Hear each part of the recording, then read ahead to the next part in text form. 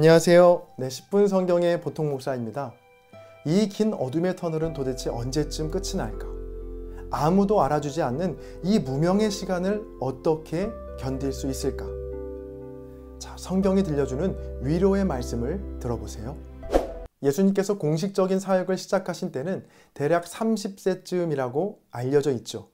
자, 그러니까 공생애를 시작하시기까지는 이 30년이라는 오랜 무명의 시간이 있었다는 겁니다.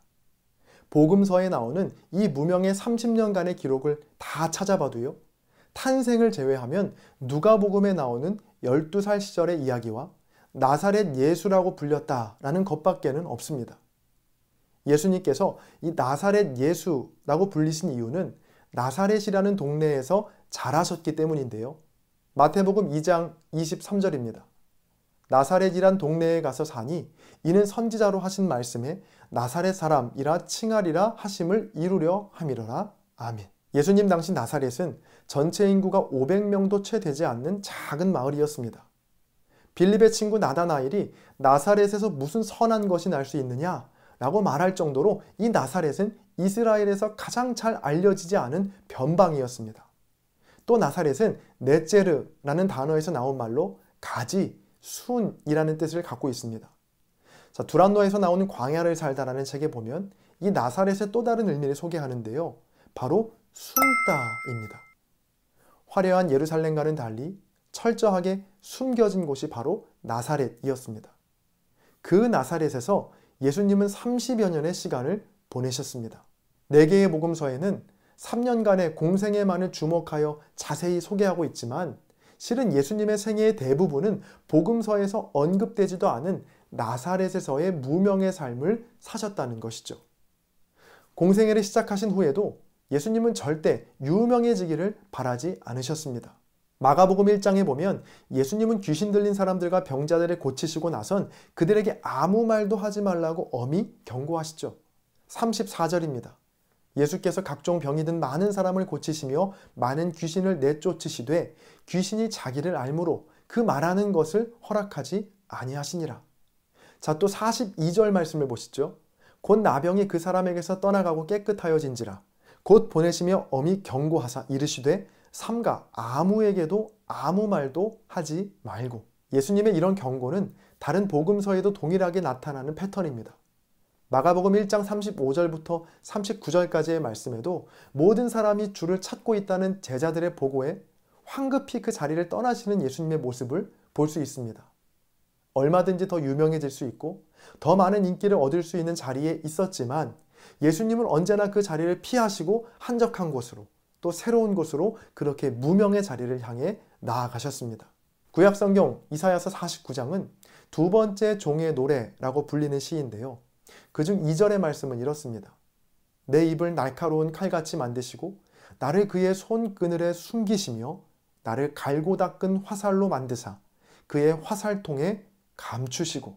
구약학자 앨런 데이비스는 그의 책 하나님의 진심에서 이 구절을 다음과 같이 해석합니다. 여기에서 모범이 되는 종은 하나님의 손의 그늘에 숨긴 날카로운 칼이고 하나님의 화살통에 쟁여둔 잘 닦인 화살이다. 이 시는 사역의 힘이 바로 거기 곧 숨겨진 자리에서 나온다고 암시한다. 하나님이 우리를 통해 빛을 전파하려는 목표를 언젠가 이루시려면 먼저 이 숨김의 이미지를 받아들여야 한다.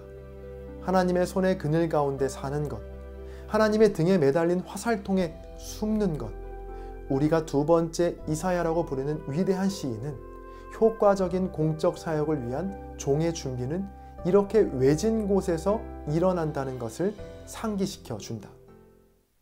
하나님께서 예수님을 왜 그렇게 오래도록 나사렛에 숨기셨는지, 그리고 예수님은 왜 그토록 유명함과 인기의 자리가 아닌 무명의 자리를 향해 가셨는지 이제야 이해가 가죠. 하나님의 손그늘과 깜깜한 화살통에서의 숨김의 가치를 알고 또 그 무명의 삶을 견디는 자만이 하나님의 빛된 사명을 감당할 수 있다는 겁니다. 우리 모두는 유명한 삶을 꿈꿉니다. 좀 더 많은 인기와 인정, 그리고 높은 자리에 가는 것이 성공한 인생이고 복받은 인생이라고 생각하죠. 그래서 때때로 찾아오는 무명의 시간과 숨김의 시간들을 우리는 잘 견디지 못합니다. 아무도 알아봐주지 않고 인정해주지 않는 무명의 삶은 그저 빨리 빠져나와야 하는 실패의 순간이라고 생각하지, 하나님께서 나를 숨기시고 그늘 아래 거하게 하시는 훈련의 시간이라고는 잘 생각하지 않습니다. 자, 그러나 하나님의 아들이신 예수님마저도 인생의 대부분을 숨겨진 곳 나사렛에서 사셨고, 그나마 알려진 공생애의 삶에서도 끊임없이 무명의 자리를 향하셨음을 기억하시기 바랍니다. 혹시 지금 여러분의 삶이 하나님의 손그늘에 가리워져 있고 화살통에 숨겨진 화살과 같아서 괴로우셨나요? 빛이 하나도 보이지 않는 캄캄한 어둠 속에서 끝날 줄 모르는 고난과 실패로 좌절하셨다면 오늘 성경이 들려주는 위로의 말씀에 귀를 기울여 보시죠. 하나님은 그의 사랑하시는 종을 무명의 자리, 숨김의 자리로 초청하십니다.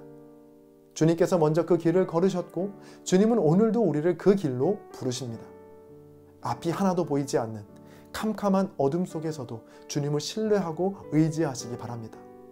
언젠가 때가 되면 하나님께서 화살통에 감추인 화살과 같은 우리를 그 캄캄한 통에서 꺼내시고 세상을 이길 가장 멋지고 강력한 무기로 저와 여러분을 사용하실 겁니다.